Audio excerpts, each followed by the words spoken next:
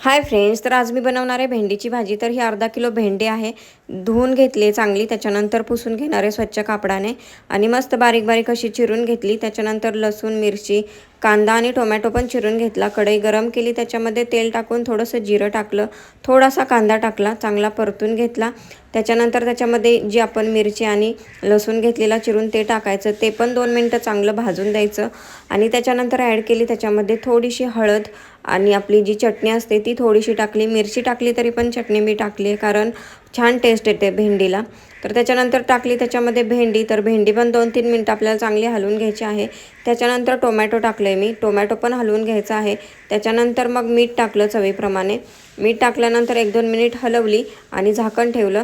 तर झाकण ठेवल्यानंतर 1-2 वेळा आपल्याला चेक करायचे आहे आणि तेलाची एक धारसुद्धा सोडायची आहे। मस्त अशी भेंडी तयार झाली आहे बघा, चिकट पण नाही आहे। व्हिडिओ आवडला असेल तर नक्की लाईक करा आणि आपल्या